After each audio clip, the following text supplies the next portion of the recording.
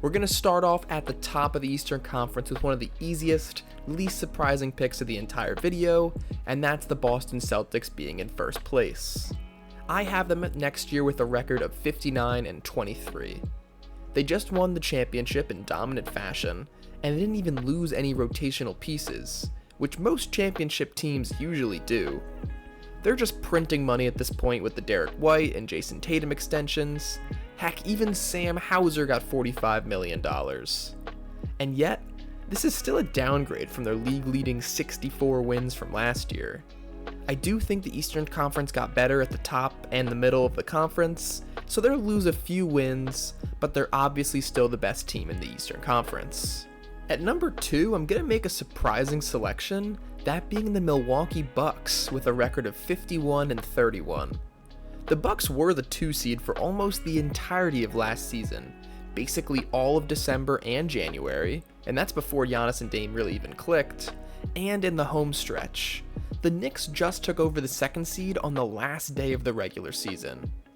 Yeah, they lost to the Pacers in disappointing fashion in the playoffs last year, but Giannis was injured the entire series, Dame was in and out of the lineup, and they also improved this offseason. Gary Trent Jr. on a minimum contract is a great pickup, and a better fit than Malik Beasley was. Taurean Prince is a solid 3-and-D backup, and DeLon Wright isn't the most consistent player, but a better backup point guard than anyone they had last year. As long as the Bucks stay healthy, and that is a fairly big if, and if Brook Lopez has one more good season in him, I think they can finish as the 2 seed and have another chance of legitimately competing for a championship. In 3rd place, I have the New York Knicks tied with a record of 51-31, but I guess the Bucks get the 2 seed on the final day of the season this time in a karmic twist of fate. This Knicks team perfectly embodies a really good regular season team. They have their superstar with Jalen Brunson, secondary stars of Julius Randle and their new acquisition Mikal Bridges, and while the end of their bench gets a little bit weak, their top 8 or 9 guys is incredible. I assume they're going to start Brunson, OG, Mikal Bridges, Randle, and Robinson, with Deuce McBride, Dante DiVincenzo, Josh Hart, and Precious Achiuwa off the bench. I hope they make a trade for another big during the season, as Mitchell Robinson has had a lot of injury issues in his past, and Precious is not someone you want playing a full-time center position. But hey, at least they can count on Mikal Bridges to play 82 games, right? At number 4, I have the Philadelphia 76ers at 49-33. Don't get me wrong, this is not some Knicks fan just hating on the 76ers. I would be extremely scared to play this team fully healthy in the playoffs. And I think the 76ers realize that. No matter their seed, they're going to be a really scary playoff team.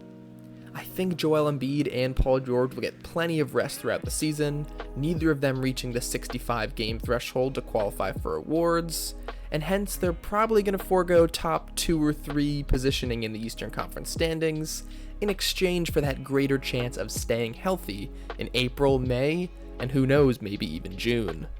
In 5th place, I have the Cleveland Cavaliers with a record of 47-35.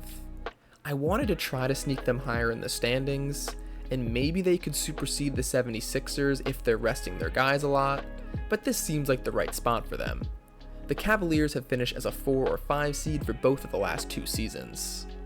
They did extend all of their major pieces closing in on free agency, Donovan Mitchell, Evan Mobley, and Jared Allen, and it does seem that all the turmoil is kind of blowing over with this team, but they didn't add any significant pieces this offseason. The roster's talented, but pretty much every team above them I have in the standings made big moves to improve this offseason, except for the Boston Celtics. They're just really, really good. If Evan Mobley can step up offensively, not just as a big, but also a little bit from the perimeter to give Jared Allen and everybody else more space to work with, I think this team could make some noise, but if not, they're probably just capped as a 2nd round team again. In the 6th spot, the last team to avoid the play-in tournament, I have the Orlando Magic with a record of 46-36. This was a really hard choice to make, as there are 7 really good teams in the Eastern Conference. I guess 8 if you count the Miami Heat, but I'm just pretty much assuming they're going to be a play-in team. I gave the edge to the Orlando Magic as the 6th seed because I love the KCP signing. On top of that, Franz Wagner balled at the Olympics, played really well, and I expect him to take a leap next year. And I expect Paolo Banchero to make his first All-NBA team next year. I'm curious how Jalen Suggs operates as the full-time point guard next season. He had a good season last year, but before that he had struggled.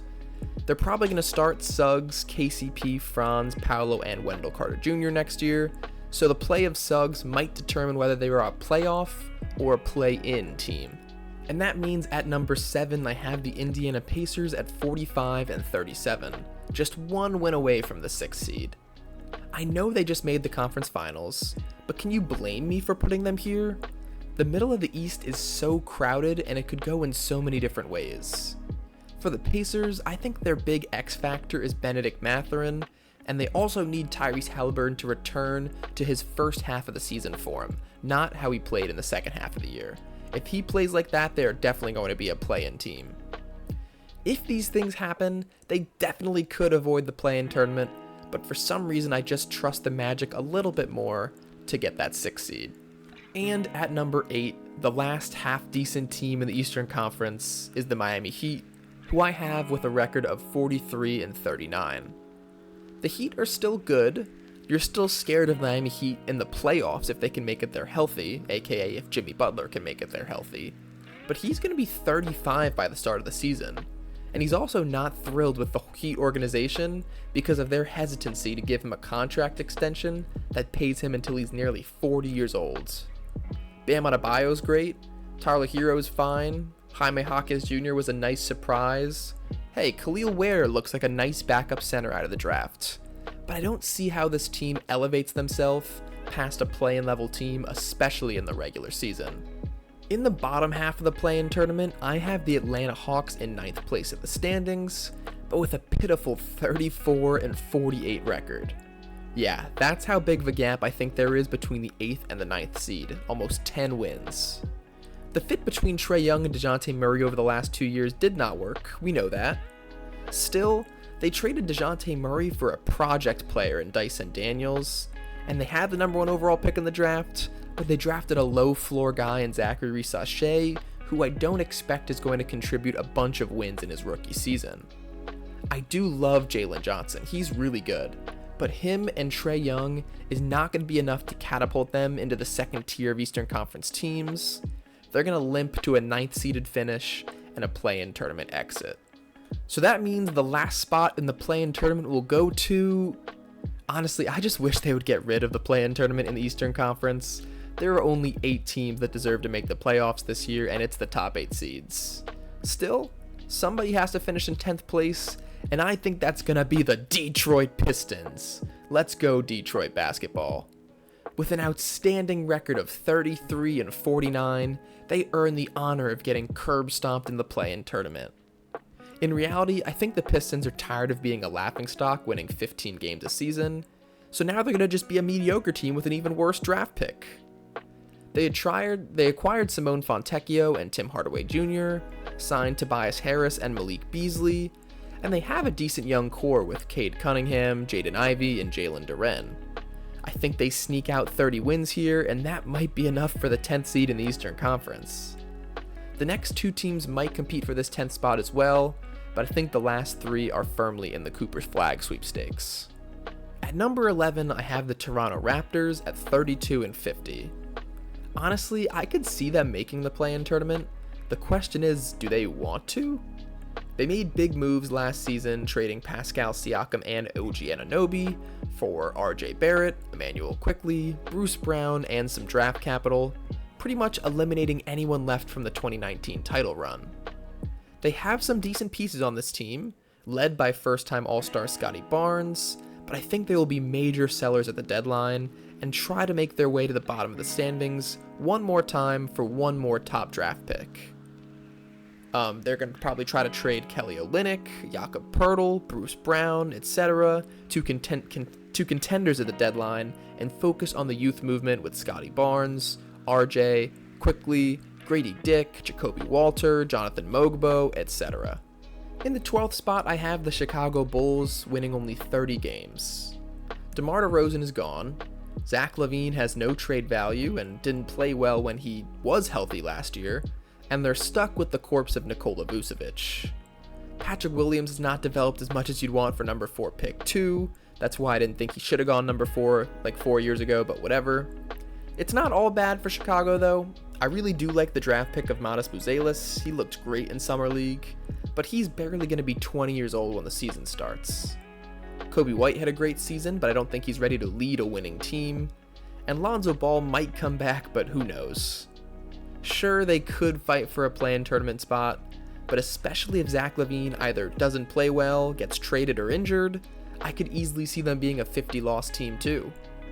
They do keep their draft pick as long as they're in the lottery, so it's probably not a bad thing for Chicago to miss the play-in tournament. And here at number 13, we reach the true bottom feeders. The ones who couldn't sniff the play-in tournament even if they tried. And here I have the Charlotte Hornets at 26 and 56. LaMelo Ball is great, and if he was healthy for an entire season, they could probably maybe sniff the play-in tournament, but he's only played 58 games over the last 2 seasons combined, and the Hornets are an unimpressive 20 and 38 in those games. You could also argue the roster around him is worse than it's ever been. Their center rotation of Mark Williams and Nick Richards is fine, albeit one-dimensional, but besides LaMelo, Miles Bridges, and Brandon Miller, who is scoring for this team? 19-year-old Tijon Salon, who scored 9 points per game on 37% shooting in France last year, Seth Curry, Taj Gibson. If any of their top 3 players go down with an injury, this team will win very, very few games, and even with all 3 of them healthy, they might not be winning too many games. By the season's end, they're going to be tanking for the best odds for Cooper Flagg. At number 14, I have the Washington Wizards with a record of 19 and 63. Congratulations, Wizards fans, you guys don't get the worst record in the league for a second straight season. You guys should be so proud. But it's easy to see why this team will be a bottom feeder in the Eastern Conference, especially if Alex Sarr plays the way he did in Summer League. In fact, this team might shoot 40% from the field as a team, with Alex Sarr and Jordan Poole taking a majority of the shots. Besides the Alex Sarr pick, I do really like Bub Carrington as a selection. He might start as a rookie point guard, and an efficient season seems extremely unlikely if history tells us anything about young guards. Malcolm Brogdon and Jonas Valanciunas are nice veteran pickups to mentor the young guys, but I don't see any way this team escapes the bottom 3 of the Eastern Conference. And finally, at number 15, in the complete basement of the Eastern Conference, I have the Brooklyn Nets at a beautiful 16 and 66. The Nets can finally tank again after trading away Mikal Bridges to the Knicks, and using those picks and some others to get their own picks back from the Rockets. Truly a beautiful GMing performance by Sean Marks, one of the most unique trades in sports history. There's a reason they wanted their picks back so bad, and that's because this team is so bad. Cam Thomas and Nick Claxton is not nearly enough to will this team to anything more than 20, maybe 25 wins as a ceiling. But with their picks back, a poor performance in 2025 is perfectly according to plan. So, these are my way too early predictions for season standings in the Eastern Conference. Let me know if you agree with these predictions, what you would change, etc. Even if you hate my predictions, leave a comment. It's good for the YouTube algorithm. Tune in next week, or whenever I get around to posting the Western Conference edition. Until next time, this is the Sports Ball Network, signing off.